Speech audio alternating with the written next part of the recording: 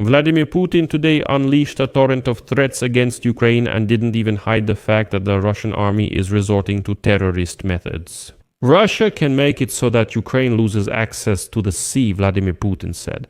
He said this to journalists while commenting on the attacks that took place last week and this week on tankers linked to Russia, which were transporting oil from Russian ports in the Black Sea. Putin called these piracy and threatened to increase attacks on civilian infrastructure in Ukraine.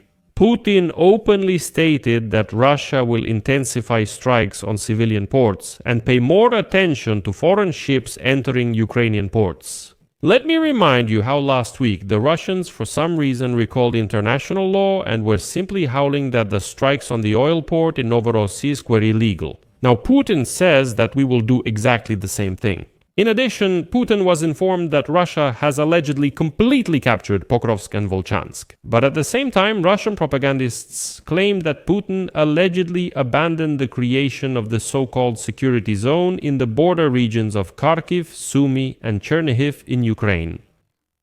My name is Pechiy. Let's discuss this topic together. But before we start, I ask you to subscribe to this channel, like this video, and write any detailed comment under it. Subscribe to my Telegram channel Pechiy News using the link in this video's description. There we publish breaking news as soon as it comes in. And if you want to support the work of this YouTube channel, you can do so with any donation or paid subscription using the links and details in the description of this video. I appreciate any support from you. So, the old senile Vladimir Putin today announced a war against Europe, but in between these statements he said that Russia could make it so that Ukraine loses access to the sea. He stated this to journalists while commenting on the recent strikes on oil tankers of the Shadow Fleet in the Black Sea, which were engaged in the illegal transportation of Russian oil to other countries. And now I'll quote Putin. "We will consider the possibility of retaliatory measures against the ships of those countries that help Ukraine carry out these operations." Pirate actions. The most radical way to respond is to cut Ukraine off from the sea. Then it would be impossible to engage in piracy at all, in principle. It's telling that Putin made this statement before meeting the United States President's special representative Steve Witkoff, who was waiting in the corridor. Then Putin stated that the Ukrainian army was responsible for the explosions on the tankers transporting Russian cargo. He once again called it piracy and then threatened Kyiv with intensified attacks on civilian infrastructure. And I'll repeat once again, all of Putin's boldness is the fault of a quote from the Trump administration. It was that which gave him such courage. Putin doesn't even hide it. He says, yes, we're striking civilian infrastructure in Ukraine, so what? A quote from Putin. What kind of countermeasures could there be? First of all, we will expand the range of our strikes on port facilities and ships that enter Ukrainian ports. But as they say, just make sure you don't mix things up. According to Putin, an attack by the Ukrainian army on other ships is piracy, but an attack by unwashed Russians on any ships entering Ukrainian ports is not piracy. The main thing here is not to mix anything up. Putin also warned that if attacks on tankers linked to the Shadow Fleet of the Russian Federation continue, Moscow will consider taking action against foreign vessels. In other words, he's saying directly, listen, we will strike foreign vessels. And again, don't get it confused. In Putin's mind, this won't be considered piracy. But attacks on Russian vessels that supply Russia's military budget are supposedly piracy. Another quote from Putin. I'm not saying we will do this, but we will consider the possibility of retaliatory measures against the vessels of those countries that help Ukraine carry out these pirate actions. Russia has responded to such actions before, and those responses were much more effective and powerful. And I'll repeat once again, Putin is not bold enough to make direct threats. He says, well, I'm not saying we're going to do it, but you remember that if anything happens, we can do it. I'll note here that over the past week, at least 4 tankers connected to the Russian Federation have actually been attacked in the Black Sea. Ukraine's security service is responsible for attacking at least 2 Russian Shadow Fleet tankers. I covered this topic in another episode, so I won't go into detail here. On December 2, the Turkish Directorate General of Maritime Affairs reported that another vessel called MID Volga II which was transporting sunflower oil from Russia to Georgia, was attacked 120 kilometers off the country's coast.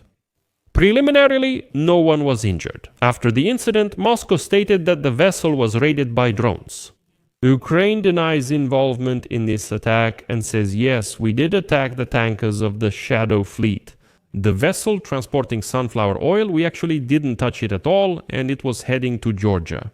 And according to the representative of the Ukrainian Foreign Ministry, Heor Haitikov, Kiev had nothing to do with this particular incident. And this supposed route from the Russian Federation to Georgia through Turkey's economic zone doesn't make any sense at all. And it suggests that all of this could have been staged by Russia itself, so that Putin would have a reason to claim that supposedly Ukraine is striking not only at Shadow Fleet tankers, meaning illegal ships, but also at completely legal vessels. So, well, obviously Putin needed a reason to show like, oh no, see, these are pirates, Ukrainians are pirates.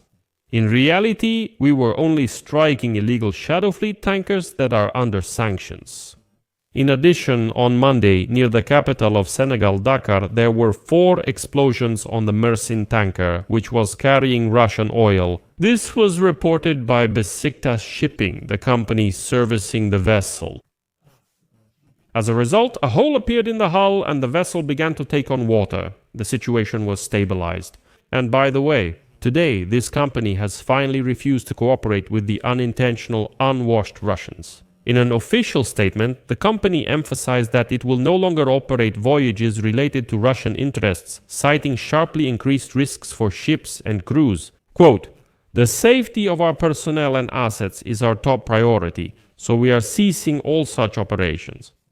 Well, apparently that was the idea, to strike several of these tankers so that others would think twice about whether it's worth sending their own tankers to support illegal trade. The Russian dictator Putin. Also remember that on November 28, 2 Gambia-flagged tankers were attacked near the Bosphorus in the Black Sea. These were the Kairos and Verat. Turkish authorities evacuated 25 crew members from the Kairos, which caught fire after the attack. There were 20 crew members on board the Verat. As Reuters noted, both tankers belong to Russia's Shadow Fleet and face Western sanctions. Ukraine's security service confirmed both vessels were struck by Sea Baby maritime drones. Today, Putin also claimed Russian troops have fully taken Pokrovsk and Vovchansk in Ukraine's Donetsk and Kharkiv regions.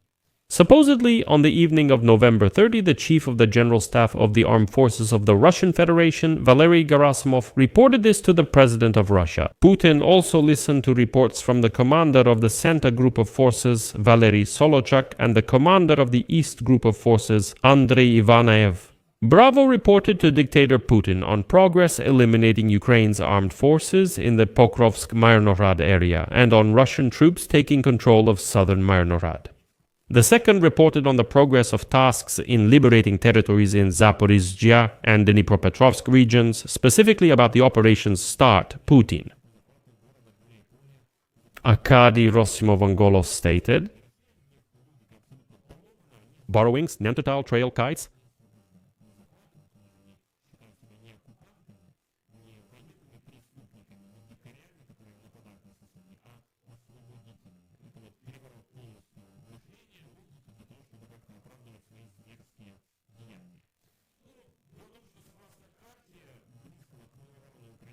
determine in Pokrovsk, as of December, 1 Russian troops controlled about half of the city, while the rest of the city is in the gray zone.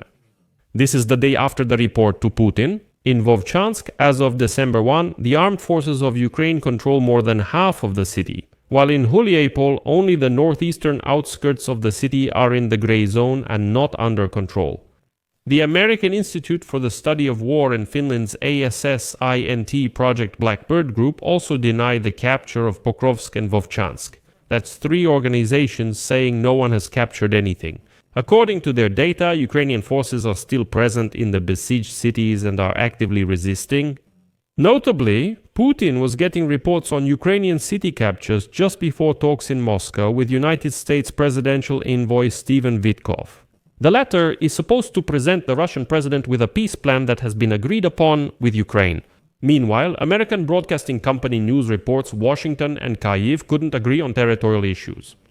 Ukraine refuses to fully comply with Putin's demands and withdraw its troops from the non-occupied part of Donbass. And today, during the negotiations between Vitkov and Putin, it became known that the Kremlin insists on 3 points, and states what it means. Ukraine must completely withdraw its troops from Donetsk and Luhansk regions, and Ukraine must significantly reduce its army. And most importantly, Putin demands that the United States and Europe legally recognize full Russian control over the occupied territories and acknowledge that from now on this is Russian territory. Legally. Well, as you understand, if Trump might agree to this, it's unlikely that anyone in Europe would go for it. In the end, I want to highlight the Russians' stupidity and short-sightedness. They quickly forget what's happening, like little fish. And these Russians are now celebrating yet another capture of Pokrovsk on October 30th. A month ago, Putin instructed the Ministry of Defense of the Russian Federation to ensure unhindered access for foreign journalists to Kupiansk, Pokrovsk, and Mirnograd, where, according to Putin, Russian troops had completely encircled the armed forces of Ukraine. That happened a month ago, but the Russians have already forgotten. Just like they forgot that a couple of days after that, Putin claimed that the Russians had completely captured the city of Pokrovsk. A month goes by, and today, on December 2nd, Putin once again announces the capture of the city of Pokrovsk. That's how they portray Russian army victories to Russians. I'll leave it there for this episode. Share your opinions and conclusions in the comments under this episode. Subscribe to the channel, hit the bell, and don't forget to like. That's all for now. Take care. Goodbye, everyone.